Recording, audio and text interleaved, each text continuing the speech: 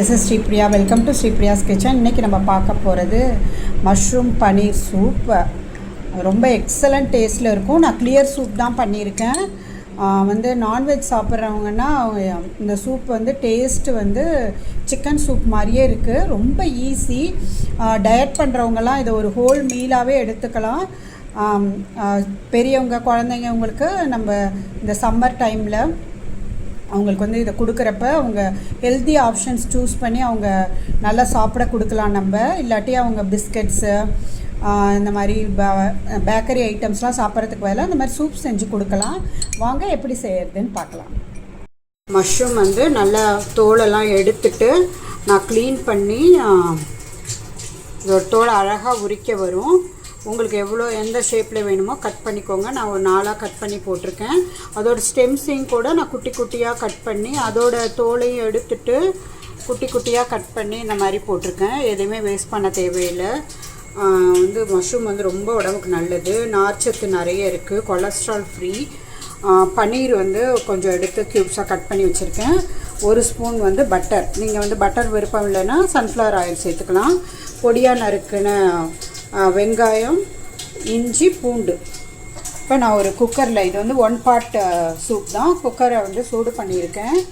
இதில் நம்ம பட்டரை போட்டுட்டு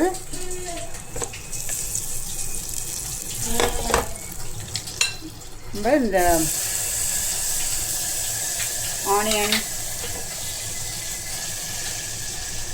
ஜிஞ்சர், கார்லிக் எல்லாம் சாப் பண்ணதை நம்ம இதை சும்மா அப்படியே அதோட ராஸ்மெல் போகிற வரைக்கும் குக் பண்ணிக்கலாம். ஆனியன், ஜிஞ்சர், கார்லிக் அதோட ராஸ்மெல் போக குக் பண்ணியாச்சு. இந்த ஸ்டேஜில் நான் நறுக்கி வச்ச மஷ்ரூமும் பன்னீரும் போட்டிருக்கேன். இதை ஒரு 1 மினிட் நம்ம சாட்டே பண்ணலாம் அந்த பட்டர்லேயே. அதுக்கப்புறம் வாட்டரும் சால்ட்டும் ஆட் பண்ணலாம்.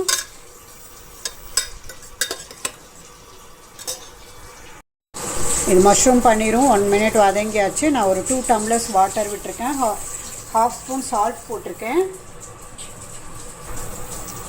சால்ட் செக் பண்ணிக்கோங்க. இப்போ கொதி வர ஆரம்பித்தோன்னே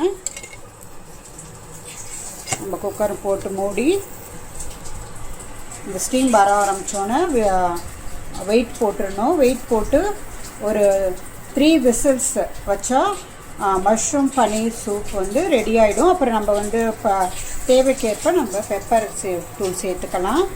3 விசில்ஸ் வரட்டும். குக்கரில் 3 விசில்ஸ் வந்தோன்னே நல்லா குக் ஆகிடுச்சு. சால்ட் கொஞ்சம் நான் ஆட் பண்ணியிருக்கேன். இந்த பன்னீர் மஷ்ரூம் சூப் சிக்கன் சூப் மாதிரி டேஸ்ட்டாக இருக்கும். ரொம்ப எக்ஸலண்ட்டாக இருக்கும். ஹோல் மீலாக எடுத்துக்கலாம். நான் இதில் கார்ன்ஃப்ளவர் ஸ்லரிலாம் ஆட் பண்ணலை. நான் கிளியர் சூப்பாக தான் குடிக்க போகிறேன். அதனால் நான் இது பண்ணியிருக்கேன். நான் தேவையான அளவு நான் பெப்பர் பவுடர் போட்டிருக்கேன். ஒயிட் பெப்பர் பவுடர் இருந்தால் நல்லாயிருக்கும். பிளாக் பெப்பர் பவுடரும் நல்லாயிருக்கும். பட் என்கிட்ட இப்போ பிளாக் பெப்பர் பவுடர் தான் இருக்குது. அதை தான் ஆட் பண்ணியிருக்கேன். அது உங்கள் காரத்துக்கு தகுந்த மாதிரி ஆட் பண்ணிக்கோங்க. இந்த கொதி வந்துடுச்சு. போதும். இப்போ இந்த சூப் சர்வ் பண்ணுறதுக்கு ரெடியாக இருக்குது. இதை நம்ம சர்விங் பவுலுக்கு ட்ரான்ஸ்ஃபர் பண்ணலாம்.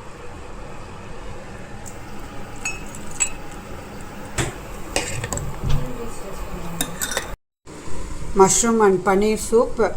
நம்மளுக்கு தேவையான அளவு பெப்பரை நம்ம போட்டுக்கலாம்.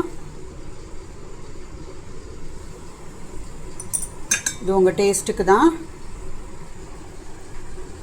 எக்ஸலண்ட் மீல் இது. நம்ம ஈவினிங்கோ இல்லை மார்னிங் பிரேக்ஃபாஸ்ட்டுக்கோ கூட இந்த மாதிரி நம்ம ஹோல்சம் சூப் செஞ்சு சாப்பிட்லாம். குழந்தைங்க பெரியவங்க எல்லாருக்கும் ரொம்ப பிடிக்கும். குழந்தைங்களுக்கு நம்ம ஃப்ரைட் ஐட்டம்ஸ் கொடுக்கறதுக்கு பதிலாக இந்த மாதிரி சூப்ஸ் கொடுத்து பழகலாம். ரொம்ப ஈஸி. ஒரு பாக்கெட் வாங்கினீங்களாலே 4 பேர் நல்லா குடிக்கலாம். நான் இது ஒரு 50 கிராம்ஸ் தான் நான் பன்னீர் போட்டிருப்பேன். நான் 200 கிராம்ஸ் மஷ்ரூம் போட்டேன். பன்னீர் குழந்தைங்களுக்கு ரொம்ப பிடிக்குன்றதுனால போட்டேன். இது நல்ல ப்ரோட்டீன் ரிச்சு. இந்த மாதிரி நம்ம ஹெல்த்தி ஆப்ஷன்ஸை குழந்தைங்களுக்கு சின்ன வயசுலேயே நம்ம பழக்கிறப்ப அவங்க இந்த மாதிரி ஃபாஸ்ட் ஃபுட் பக்கம் போகாமல் இருப்பாங்க. இந்த ரெசிபி உங்களுக்கு பிடிச்சிருந்துச்சுன்னா லைக் பண்ணுங்கள், ஷேர் பண்ணுங்கள் அண்ட் சப்ஸ்கிரைப் பண்ணுங்கள். நன்றி, வணக்கம்.